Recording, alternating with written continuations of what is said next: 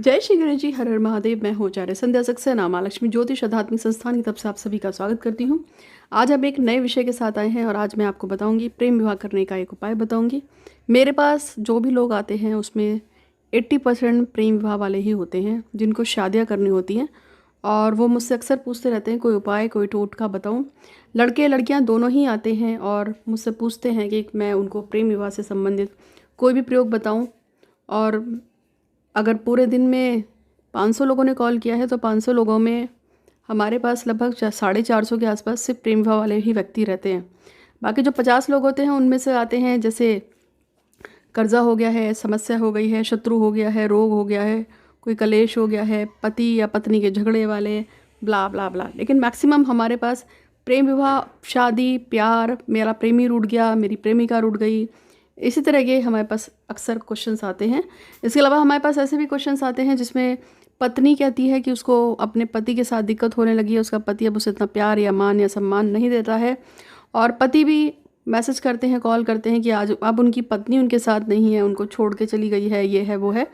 तो इस तरीके के हमारे पास प्रेम से संबंधित या संबंधों से संबंधित बहुत सारे प्रश्न आते हैं और उन्हीं को हम सॉल्व करने में लगे रहते हैं। पर आज जो है मैं आपको इसी से संबंधित आपको एक समस्या का जो सॉल्यूशन देने आई हूँ, और ये है प्यार से संबंधित। आपका साथी चाहे आपसे कितना भी नाराज़ बैठा हो, चाहे आपका प्यार एक तरफा हो, चाहे आपका प्रेमी आपसे दूर बैठा हो, चाहे आपकी प्रेमिका दूर बैठी हुई हो, उसके लिए यहीं पे मैं आपको लगा के दे रही हूँ। छोटे छोटे से आपको सोच समझ लेना है। ये इंस्टेंट उपाय है और इससे बहुत जल्दी काम बनता है।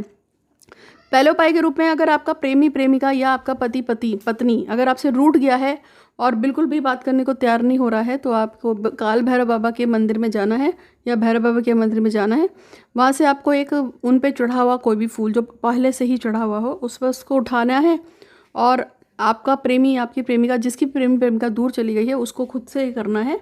वहाँ से एक फूल उठा के उसके अपने सर से 5 बार उसको उल्टा वार लेंगे। 5 बार उल्टा वार के उसको या तो चलते हुए पानी में फेंक देना है या फिर उसको चौराहे पे डाल देना है, या तिराहे पे भी डाल सकते हैं, या घर के या बाहर की तरफ फेंक देना है। इससे क्या होगा, इंस्टेंट रूप से आपको रिलीफ मिलेगा। आपका जो साथी है वो आपके पास इंस्टेंट रूप से आएगा और आपको उसमें बहुत चमत्कारिक फुल इसमें सोल्यूशन मिलेगा।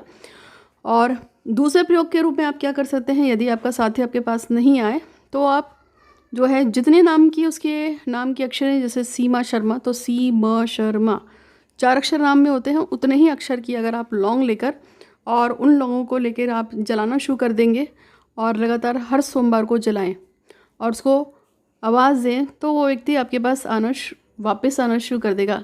लौंग का ही एक और प्रयोग है कि जिस व्यक्ति को आप प्यार करते हैं, जिसको आप चाहते हैं, शुक्रवार को आपको उसके नाम की उतनी ही लौंग लेनी है, जैसे फिर से सीमा शर्मा 4 लौंग होती हैं, और उस पर 21 बार उस व्यक्ति का नाम लीजिए। जैसे सीमा शर्मा मेरे पास आ जाओ, सीमा शर्मा मेरे पास आ जाओ, सीमा शर्मा मेरे पास आ जाओ, और उसके बाद उस पर फूंक मार दीजिए। हर बार नाम के साथ उस पर फूंक मारना है।